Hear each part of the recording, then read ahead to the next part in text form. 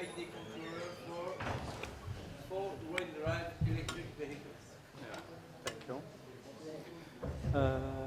Good afternoon. I am Youcef Zennir. I want to present today fault-tolerant path tracking control with PID controller for electrical vehicles. In the first outline, we have introductions, and after that, modeling of our robot, control design, simulations, and conclusion and future work. The work, the problems is of fault path tracking of electrical vehicles, which has four electromechanical wear systems. A controller based on two PID. The first controller for the speed and the second for the steering control to ensure that the robot follows the trajectory. During the design of the controller, the effort was concentrated in the simplicity and the efficiency. The processing and the response time are very essential factors in the process control, which is what motivated the choice of the structure and the parameters of the different parts. Then the objective is the control of a single vehicle is used two PID controller to control the vehicles, and one for the steering and the other for the vehicle speed. We have here our robot. This robot is in a laboratory in University of Malaga in Spain, and we have the equation of motion can be written in the form as the different equations. To expense the longitudinally resistive force, the lateral resistive force, and the resistive moment, we should consider how the vehicle's gravitational load is shared among the wheels and introduce a Coulomb friction model for the wheel-ground contact. We have the equation 4 and 5. And after that, we at low speed, the lateral load transfer to centrifugal force, and the curve path can be neglected. In the case of hard ground, we can assume that the contact path between wheel and ground is rectangular, and that the vertical load produces a uniform pressure distribution.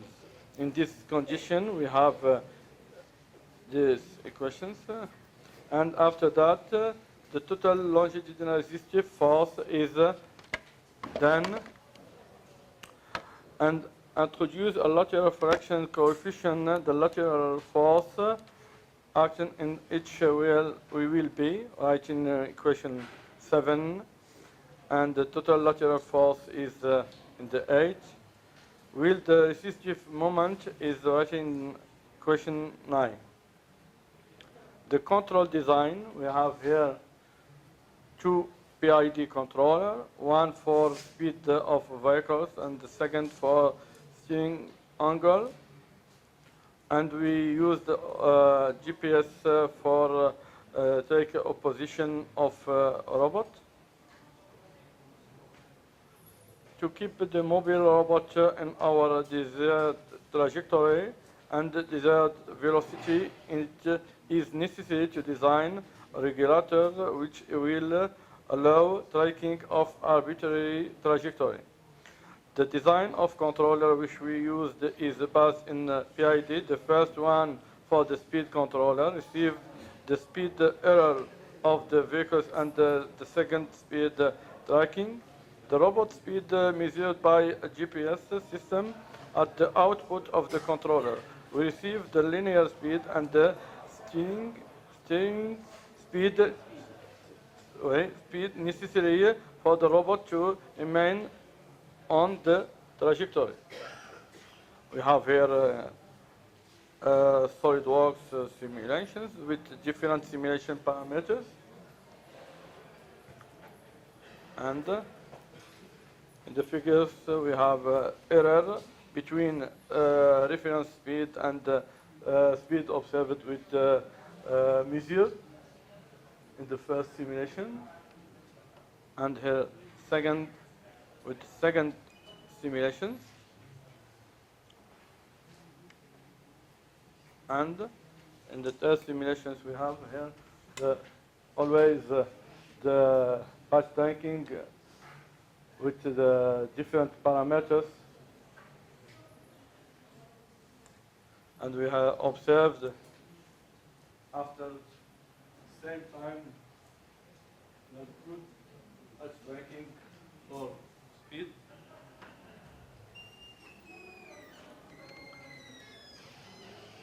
In this paper, we propose a batch tracking controller for an autonomous vehicle with 4 wheels. That controller is based in PID, is able to offer more tracking flexibility. After several tests, we noticed that the starting point and the initial orientation influenced the trajectory tracking. For this reason, we have to choose the initial condition to decrease the value of the error. The proposed model can be also used in the platooning project, training of vehicles laid follow with different design of controller based in multi-architecture controller with different type of controller, more robust and optimizing with PSO, genetic algorithm, Wolf algorithm, or other. In the future work, we plan to integrate the proposed method to achieve a train of vehicles. Thank you very much. Thank you for your attention. Is there any question? Ce que je veux ajouter quelque chose avant de... C'est que cette partie qui a été présentée, c'était pas vraiment l'objectif de travail du doctorant, Samiano. L'objectif, c'était plutôt le contrôle d'un train de véhicule avec une commande multicontrôleur. Lorsqu'on a des problèmes de capteurs, etc., comment on assure le suivi d'un train de véhicule.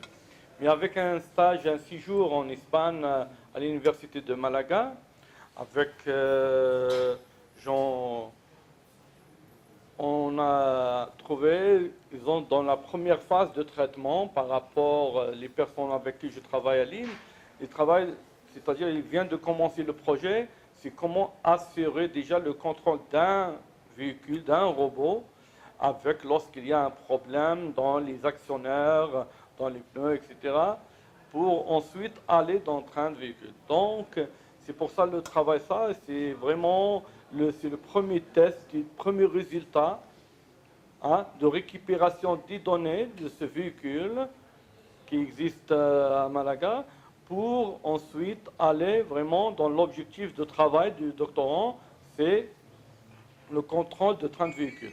Donc c'est pour ça, c'est vraiment le résultat présenté, c'est vraiment débutant, c'est-à-dire il vient de, c'est le premier résultat obtenu seulement. Donc on injecte, on varie des paramètres et on essaie de contrôler avec un simple contrôleur PID si le robot arrive à suivre la trajectoire. Voilà, c'est pour donner un petit peu le cadre seulement du résultat. C'est pas aussi avancé, mais voilà. Any question, any assistance? Oui. Yes. Oui. How did you choose the parameters of the finally controller? This first question. The parameter, the parameter you choose for it's only for testing directly in robots. It's not in only in simulations. The results obtained. Oui, oui, j'ai bien compris. J'ai bien compris. C'était choisi. On peut dire en utilisant en simulation au début pour fixer les paramètres et après on le teste. D'accord? Donc en simulation, on utilise les méthodes automatiques pour trouver avec le PID training, on trouve les paramètres, voilà, et ensuite on injecte pour le robot réel. C'est pour ça que j'ai bien expliqué après la présentation, c'est pas approfondir le calcul des paramètres. C'était choisi hein, d'une façon automatique, c'est pas mathématique pour bien déterminer les paramètres.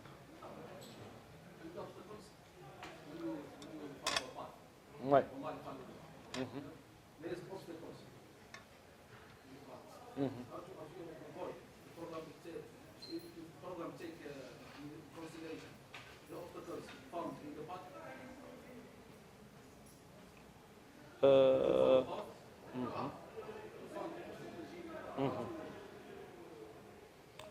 Oh, I can answer you about this because the test, real test, it was in Malaga. I don't was here for, donc I haven't exactly idea how can simulation, real simulation making with this result.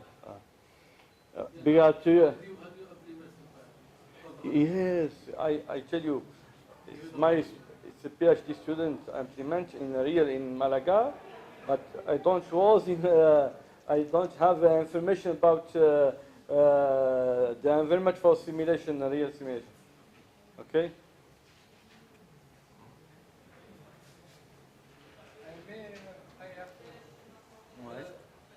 It's just the beginning of the work, right?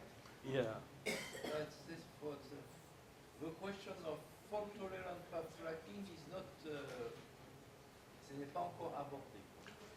Oui, ce n'est pas encore abordé parce que c'est pas vraiment mon domaine déjà de travail, c'est-à-dire, je dis moi, plutôt c'est le contrôle. Donc, lorsqu'on a commencé la collaboration, c'est un peu une déviation, mais on doit retourner à l'objectif. Donc, c'est le diagnostic des cas, des monteurs, etc. Ça, c'est pas mon. Moi, c'était l'objectif, comment compenser. C'est pour ça que je dis, ce sera ensuite. Comment compenser le manque d'informations pour assurer le suivi de trajectoire. C'était plutôt dans ce sens-là. Oui. When I notice that you have two problems. Oh. First, the tracking problem, and second, the speed tracking problem. So I think in automatic we call a cascade control problem. Oui. Yeah, right? You control the speed and then after you control the trajectory. Ouais.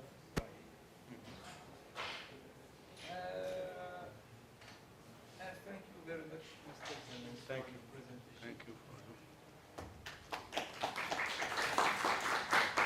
Thank you.